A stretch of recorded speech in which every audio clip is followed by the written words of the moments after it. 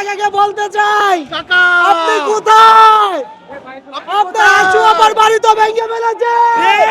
যে আগুন দাও দাও করে জ্বলছে, প্রতিটা আওয়ামী লীগ সমর্থককারী সবার গায়ে এই আগুন লাগবে ইনশাআল্লাহ, ইনশাআল্লাহ।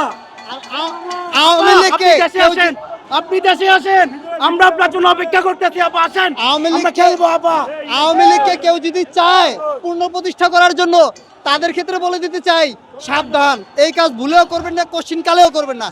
যদি করতে যান আপনাদের অবস্থা ঠিক এমন হবে। কাদের কাকাকে বলতে চাই, আপনি কোথায়? আপনার আশু আমার বাড়ি তো ভেঙে ফেলেছে। আপনি দেশে আসেন, আপনার সাথে আমরা খেলবো। খেলা হবে। 1 2 3 4 শেখ হাসিনার মুক্তিবাদ। দেখো আপনাকে আমাদের সাথে লাগতে আসো না দাদারা। দাদারা তোমরা বুবুরে দেশে পাঠাও, আমাদের ভাইয়েরা লক্ষ্য করে বুবু কেন বিদেশে পাঠাও বুবুরে। দেশে আসেন। আবার কোথায় 32 নম্বরে এত পোলাপানি কেন? আবার বাবা কোথায়? আপা 32 কোথায়? নম্বরে এত আগুন কেন? আবার জানাচ্ছেন না কোথায়? আবার জানাচ্ছেন না কোথায়?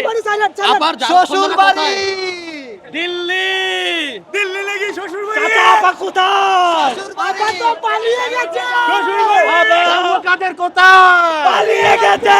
শামীম ওসমান কোথায়? পালিয়ে গেছে। হবে বলবে ওরা কোথায় চলে গেল? পালিয়ে গেছে। এটাই হলো জনগণ, স্টুডেন্টের পাওয়ার। আসেন, আপনারা আসেন দিল্লি থেকে। ভেঙে যা, ভেঙে যা। বাংলাদেশের স্টুডেন্ট পাওয়ার। মত মার খেয়ে মরে যাবি। প্রিয় শামীম ওসমানকে বলতে চাই, আপনি বলেছিলেন খেলা হবে, আমরা একমতে আছি, খেলবো আমরা, খেলা হবে, খেলা হবে, খেলা হবে, খেলা হবে। আজকে 5ই আগস্টের মতো আজকে একটা উৎসব মুখর পরিবেশ হচ্ছে। এগুলা হচ্ছে সব খুনি হাসিনার পাপের ফসল। খুনি হাসিনা গত 16-17 বছরে বাংলাদেশের মানুষের উপর যে গুম খুন অত্যাচার চালিয়েছিল, তার আজকে প্রতিচ্ছবি আমরা দেখতে পাচ্ছি। আজকে যদি খুনি হাসিনা ভারতে পালিয়ে গিয়ে এইরকম বাংলাদেশকে অস্থিতিশীল করার জন্য উঠে পড়ে না লাগতো, তাহলে এরকম পরিণতি দেখতে হতো না। খুনি হাসিনাকে বলবো, এখনো সময় আছে, বাংলার মানুষের কাতারে আসো, অনুশোচনা বোধ করো, লজ্জা বোধ করো। দেশকে অস্থিতিশীল করার পায়তা করে কোনো লাভ হবে না, লাভ হবে না। দেশের মানুষ ঐক্যবদ্ধ, ব্যক্তিবাদকে মোকাবেলা করতে দেশের মানুষ সবসময় ঐক্যবদ্ধ আছে, থাকবে ইনশাআল্লাহ। ইনকিলাব জিন্দাবাদ, মুজিববাদ মুর্দাবাদ। দিল্লির বাবু আমরা লিঙ্ক পেয়ে গেছে। শেখ হাসিনাকে আমরা বলে দিতে চাই, আমরা এই স্বৈরাচার সরকারকে আমরা কখনোই বাংলার মানুষ মেনে নেয় নাই। 16টি বছর সেই স্বৈরাচারী করে এই দেশের মানুষদেরকে কখনোই শান্তিতে থাকতে দেয় নাই। আমরা সেই খুনি হাসিনাকে জানিয়ে দিতে চাই, সে যদি আবারও কোনোভাবে বাংলাদেশে প্রবেশের সুযোগ করতে চায়, আমরা তাকে হুঁশিয়ারি করে বলতে চাই, আমরা কখনো এই বাংলার মানুষ তাকে এই বাংলায় ঢুকতে দেব না। এবং খুনি হাসিনাকে কেউ যদি প্রমোট করতে চায়, অর্থাৎ তাকে যদি পুনর্নির্বাচিত করতে কোন রাজনৈতিক দল চেষ্টা করে, তাদের উদ্দেশ্যে আমরা বলে দিতে চাই, তাদের জন্য আবারও আমরা রক্ত দিব, কিন্তু কোনো স্বৈরাচার সরকারকে বাংলাদেশের মাটিতে স্থায়ী হতে দিব না ইনশাআল্লাহ। আসলে এটা হলো স্বৈরাচার হাসিনার, এটা হলো বাসভবন। এক সময় ছিল এখানে মুজিব যে স্বৈরাচার, সেও স্বৈরাচার, প্রত্যেকটা বংশ পরম্পরায় স্বৈরাচার। এই কারণে আমরা চাচ্ছি যে এই কবর রচনা করার জন্য প্রত্যেকটা জায়গায় স্বৈরাচারের প্রত্যেকটা জায়গায় আমরা প্রত্যেকটা জায়গায় দুর্গ তুলে তুলবো।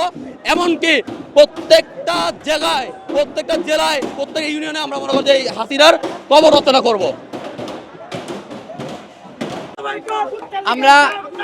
আমরা একটা কথাই বলতে চাই, এই খুনি হাসিনা বারবার দেখছেন আপনারা যে কোনো নৈরাজ্য সৃষ্টি করার চেষ্টা করে। আমরা একটা কথাই বলতে চাই, এই স্বৈরাচার কিভাবে সাহস রাখে বাংলার মাটিতে হরতাল কিভাবে ডাক দেয়। আমরা আবার এখন বলে দিল্লিতে বসে সে নাকি লাইভে আসবে। আমরা একটা কথাই বলতে চাই, সে এত বড় সাহস পায় কিভাবে? আমাদের এত ভাই গুম হয়েছে, খুন হয়েছে, এখন হসপিটালে আছে।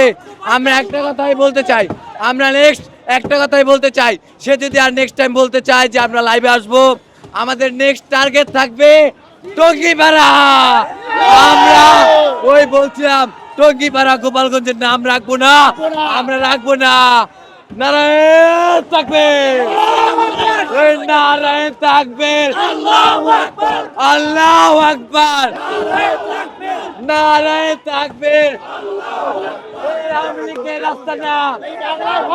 এই 32 থেকে যত কাহিনী গড়ায় খালি বাপ বাপ বলে দেশের মানুষকে না খাওয়ায় মারার চেষ্টা প্ল্যান করতেছে এবং খুনের থেকে শুরু করে সকল কাজে সে জড়িত, এমন কোনো কাজ নাই যে জড়িত না। আপনারা দেখেন দেশের মানুষ ওনারা কিন্তু আবার কিভাবে এই যে ফেব্রুয়ারি মাস আবার পতনের কথা বলে ডক্টর ইউনূসের নাকি পতন করবে। আরে লজ্জা শরম বলতে কিছু নাই। আপনার কি বলবো বা বলেন, আপনারাই বলেন। যাদের লজ্জা নাই তাদেরকে কিছু বললেও আপনি কিছু বলতে কিছু করতে পারবেন না। এদের বেহায়া ভাই, এরা হইলো বেহায়া। এদের যদি শরম থাকতো মানুষের কাছে ক্ষমা চাইতো, আজকে দেশের জনগণের কাছে ক্ষমা চাইতো, আমাদের ভুল হয়েছে। না, এরা ভুল না, ওখানে বসে আরো হুমকি দেয় দেশের জনগণকে যে আজকে আমরা আরো ভুল করবো।